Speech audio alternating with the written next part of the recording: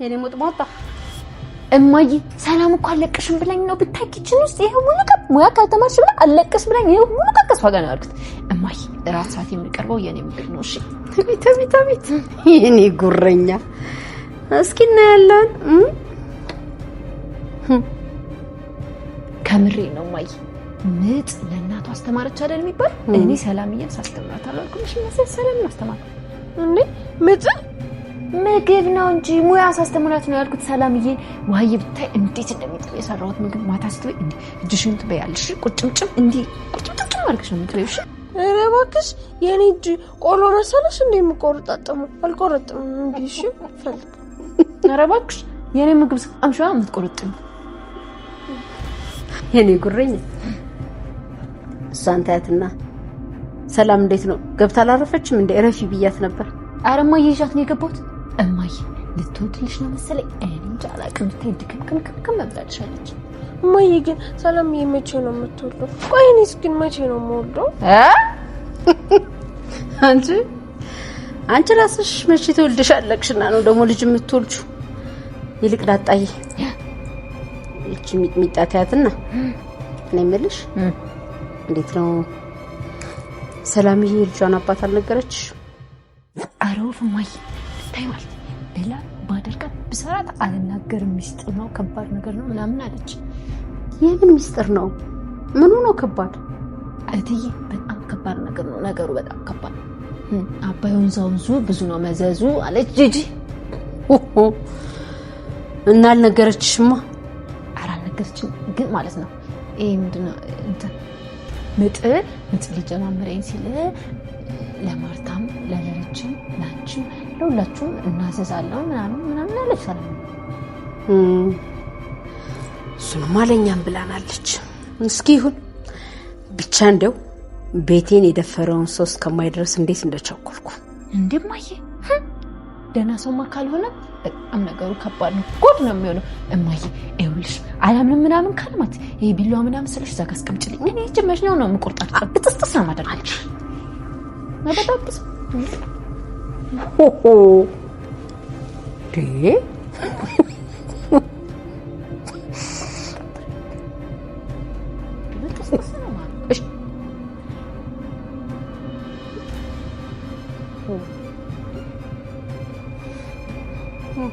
ወይ ቆንጆ ነው። እኔ የምልህ ግን አባዬ ይቅርታ ግን አንድ ጥያቄ ልጠይቅ ፈልጌ ነበር። የምን ይቅርታ ነው ናታ? አንተ አይደለም እንደ ፈልጋለሁ ብላ ያመጣኝ ጠይቀኝ። ያው ግን ይቅርታ አባዬ ደግሞ የምን ይቅርታ ነው ናታ? ልጅ አይደለህም እንደ የፈለግከውን ነገር ጠይቀኝ እንጂ ስለ ዳጣ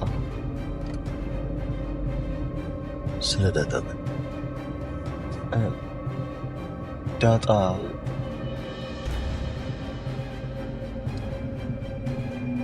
የኤቢ እናት ለናታን ልጄን እያራካት ነው አንተ ጸባይዋን ትቀይራለህ ብዬ በማስብበት ሰዓት ላይ የባሰ ለምንድነው የምታሽሻት ከተባለ በኋላ ዳጣ ፊት ለፊታቸው እያያቸው እንኳን ምንም ነገር ማድረግ አልፈልግም። ኤቢ ግን በዛ ሰዓት ላይ አንዴ ጥፍሬ ያምራል ወይ እስቲ እያቸው ምናምን እያለች ናታንን ስታስጨንቀው አይታችኋል። ናታን ደግሞ በቆራጣው ዳጣን እያየ እንዳይከፋትና ምናልባት እያደረገችው ነገር ያለው ትክክል እንዳልሆነ ለኤቢ የምታደርገውን ለማሳየት እየሞከረ ነበረ። ዳጣ ግን በዛ ሰዓት ላይ እሱ ከሚጨናነቅ ብላ ችግር የለውም ኖርማል ነው እያለችው በአይን ሲግባቡ አይታችኋል። በሌላ በኩል ናታን ደግሞ ለደረጀ ወይንም ለጋሼ ደግሞ ስለ ዳጣ ሊነግረው ወይንም ስለ ዳጣ ያለውን ሐሳብ ሊጠይቀው ሲል ዳጣ ምን ብሎ እያፋጠጠው ነው። ያው በዚህ ሰዓት ላይ ናታን ምን አስቦ ይሆን ስለ ዳጣ መጠየቅ የፈለገው ምንድነው? እኔም ወዳት ዳጣን ነው እሷን ማግባት እፈልጋለሁ ብሎ ሊያማክረው ይሆን? በዛን ሰዓትስ ምንም ይመልስለት ይመስላችኋል? ደረጀ ትክክለኛ የእሱ ልጅ እንደሆነች ራሱ ብቻ ነው የሚያውቀው። ዳጣ ደግሞ በሌላ በኩል ከመቤቷ ጋር ስለ ሰላም ልጅ እያወሩ ባለበት ሰዓት ላይ አሁን ሆስፒታል እንደገባችና በቅርቡ ጊዜ ውስጥ ትክክለኛ አባቷ ማን እንደሆነ አምታ እንደምታሳያቸው እየተነጋገሩ ነው። በዚህ ሰዓት ላይ ግን እናትየው ያላት አንድ አቋም አለ። እንዴት ማን ነው ቤቴን የደፈረው? እሱን ሰውዬ እስካየው ድረስ በጣም ቸኩያለሁ ብላለች። ቤቴን የደፈረው ማለት እንግዲህ እንዴት እዚህ ቤት ውስጥ እሷ እየሰራች በድብቅ ሊያስረግዛት ቻለ የሚለውን ነገር ለማወቅ ነው ጉጉቷ። ይሄንን ታዲያ ቀጣዩ ክፍል ላይ ስታውቁት ምን ትሉ ይሆን? በሌላ በኩል እንግዲህ ዳጣም ቢሆን የእሷ ነገር ቢያሳስባትም ግን ከልቧ ስለምትወዳትና ትክክለኛ እናትና ልጅ እንደሆኑ ስለሚታወቅባቸው ሁለቱም ባይግባቡ ግን አሁን እናቷ ብቻ የምታውቀው አንድ ነገር አለ።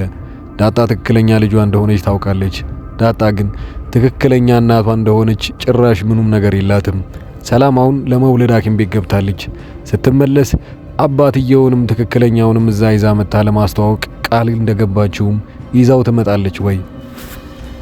ደረጀና ማርታ እሷን ሰላምን ለማግባባት ነበረ ቤቢ ሻወር ምናምን በደንብ አድርገው ድግሱን እዛ ቤት ውስጥ ያጧጧፉላት። ከዛም በኋላ እንግዲህ ያለውን ነገር የእሷ ነው፣ ከዚህ በኋላ እሷ ናት የምታስተዋውቀን ብለው እንድታስብ ሊያደርጓት ይችላሉ። ማርታ አንድ አቋም አላት። ኤቢ የእሷ ልጅ ባህሪዋ ትክክል እንዳልሆነና በጣም የመጥፎ አይነት ባህሪ እንዳላት ስለምታውቅ ለናታን ብዙ ጊዜ ነግረዋለች። ልጄን ባህሪዋ እንዲስተካከል አድርግልኝ፣ ለጊዜው እሷ እንደምትፈልገው እየሆንክና እሷ የምትልህን እያደረግክ እኮ ባህሪዋን መቀየር ትችላለህ። ይህም ብዙ ጊዜ ነገር ያለው ግን እያደረግከው አልነበረም። ያንን ካለችው በኋላ ዳጣ እንግዲህ በዚህ ሰዓት ላይ በጣም ቅር ብሏታል። ሁለቱ ግንኙነታቸው የሚጠብቅ ከሆነ እሷ የምትቀና ይሆናል፣ ልታዝንም ልትከፋም ትችላለች። ኤቢ እንግዲህ ተንኮሎቿ ብዙ ስለሆኑ በዚህ ሰዓት ላይ ያው ናታንን ልታሳስተው ትችላለች።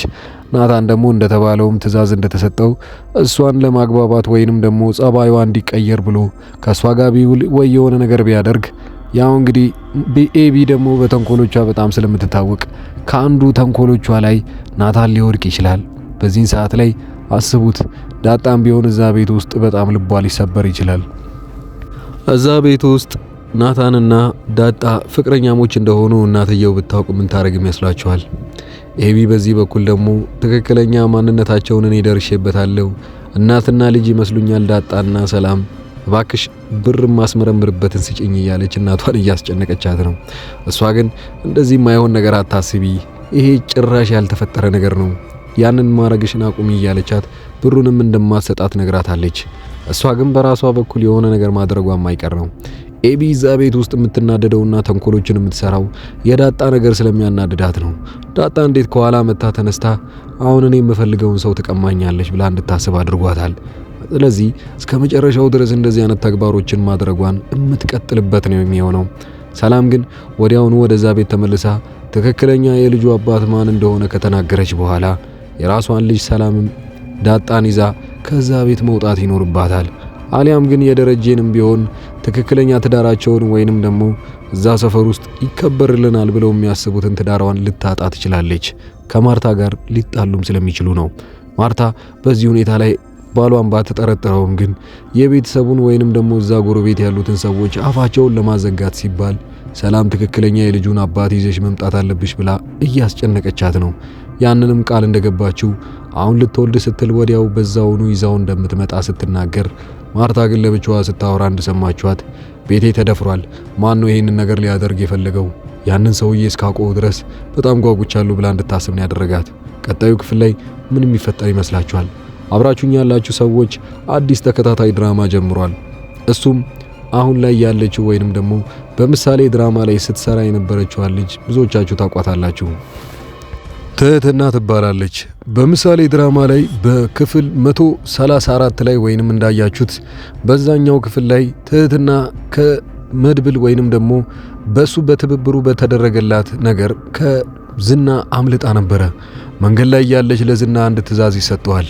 እቺን ልጅ መልሰ ካሌ አስካትኔ እናንተ እንቆራረጣለን ብሎ አሁን ካሌ ሞሲሳ ከነገረው በኋላ እሱ ዝና ደግሞ አንድ ነገር ቃል ይገባለታል። እቺ ልጅ ተመልሳ ካልተያዘች እኔ ራሴ ልብሴን መስዋዕት አደርጋለሁ ብሎ ራሱ እጁን ሊሰጥ ወስኗል። በዚህ ሰዓት ላይ ዝና ልጅቷን እያሯሯጣት ነው። ትህትና የምታመልጥበትን መንገድ እየፈለገች ነው ያለችው። እነ መድብል አንዴ ቤቱን ሰብረው አስመልጠዋታል። ነገር ግን በየት በኩል እንደሮጠች አያውቁም። ለዛም ነበር ሊያድኗት ያልቻሉት። እሷ ግን እግሯ አውጪኝ ብላ ወደ አንድ ቤተሰብ ትገባለች። እዛ ቤተሰብ ውስጥ ነው አዲሱ ድራማ የሚጀምረው። ምሳሌ ድራማ በራሱ በኩል እንደ በፊቱ የሚቀጥል ይሆናል። የትህትና ደግሞ ለብቻው ሌላ ድራማ ሆኖ ከዚህ በኋላ የምታዩት ይሆናል። ሜን ካራክተሯ ወይንም ደግሞ ዋና ተዋናይኛ ራሷ ትህትና ነች። ከዝና ለማምለጥ እየሞከረች ይይዛታል ወይንስ እስከ መጨረሻው አምልጣው የናፈቃትን አባቷን መልሳ የምታገኝ ይመስላችኋል?